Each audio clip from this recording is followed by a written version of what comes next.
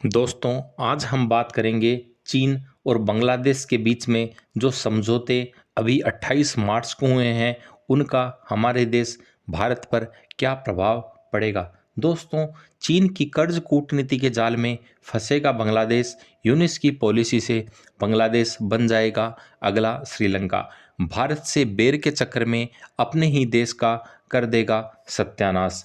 दोस्तों, 2 साल पहले हम लोगों ने चीनी ऋण की वजह से श्रीलंका को कर्ज के दलदल में फंसा हुआ देखा था और श्रीलंका ने खुद को दिवालिया करना पड़ा था, जिसके बाद भारतीय मदद से अब श्रीलंका फिर से अपने पैरों पर खड़ा होने की कोशिश कर रहा है। वहीं मोहम्मद यूनिस ने खुद चीन से भारी भरकम कर्ज की मांग कर दी है, जिससे बांग्लादेश की भी आने वाले समय में श्रीलंका जैसी ही हालत होने की पूरी संभावना बन गई है, क्योंकि वह भी अब चीन के ऋण नीति के चंगुल में फंसता जा रहा है।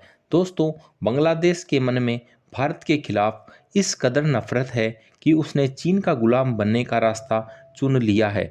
पाकिस्तान, श्रीलंका और अफ्रीकी देशों की बर्बादी देखने के बाद भी बांग्लादेश ने उस रास्ते पर कदम बढ़ा दिए हैं जिसके अंत में सिर्फ और सिर्फ अंधेरा है। दोस्तों, शीर्ष खुफिया सूत्रों के हवाले से अपनी रिपोर्ट में दावा किया है कि चीन ने बांग्लादेश को नया श्रीलंका बनाने का पूरा बंदोबस्त कर लिया है। चीन का मकसद जाहिर तौर पर भारत के प्रभाव को चुनौती देना है और भारत को घेरना है, क्योंकि एशिया में भारत ही एक ऐसा देश है जो चाइना को चुनौती दे सकता है। लेकिन बांग्लादेश अपने नफरती अंधेपन की वजह से खुद को ड्रैगन के मुंह में जा बैठा है। लेकिन बांग्लादेश अपने नफरती अंधेपन की वजह से खुद ही ड्रैगन के मुंह में जा बैठा है। रिपोर्ट के मुताबिक 28 मार्च को मोहम्मद यूनुस और चीनी राष्ट्रपति शी जिनपिंग के बीच हुई बैठक में बांग्लादेश और चीन के बीच द्विपक्षीय सहयोग को बढ़ाने पर चर्चा की गई है। लेकिन खुफिया जानकारियों से पता चलता है कि मोहम्मद यूनुस ने चीनी कंपनियों को बांग्लादेश में निर्माण कार्य को बढ़ावा देने का न्योता दिया है। बांग्लादेश ऐसा करके अपनी औद्योगिक क्षमता का विस्तार करने के साथ साथ देश में रोजगार को बढ़ाना चाहता है।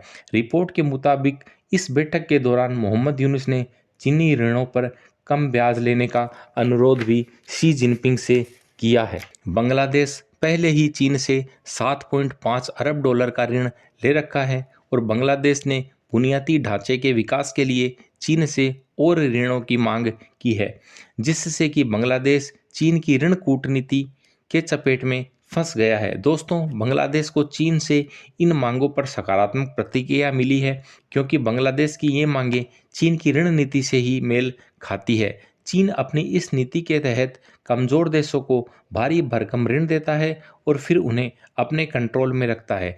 चीन की ये पॉलिसी कितनी खतरनाक हो सकती है, इसे दुनिया श्रीलंका में देख चुकी है। दोस्तों, बांग्लादेश और चीन के बीच 9 द्विपक्षीय समझौतों पर हस्ताक्षर किए गए हैं, जिनमें दोनों देशों के बीच आर्थिक और तकनीकी सहयोग पर एक समझौता किया गया है।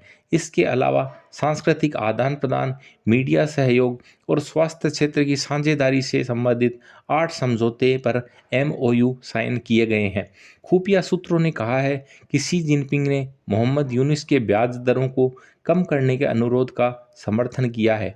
खुफिया अधिकारी इसे बांग्लादेश पर अपनी आर्थिक पकड़ बनाए रखने के चीन के इरादे के संकेत के रूप में देख रहे हैं। हालांकि बांग्लादेश ने औपचारिक तौर पर अभी भी चीन की ग्लोबल डेवलपमेंट इनिशिएटिव GDI या belt and road initiative BRI में शामिल नहीं हुआ है।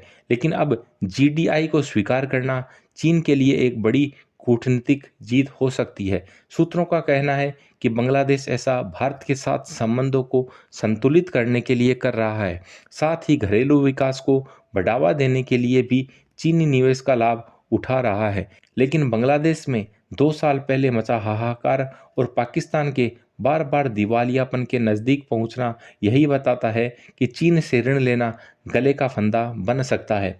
तो दोस्तों, आपका क्या सोचना है इस विषय पर कमेंट कर ज़रूर बताएं। हमारे चैनल को सब्सक्राइब करें, हमारी वीडियो को लाइक और शेयर करें। आपका बहुत बहुत धन्यवाद।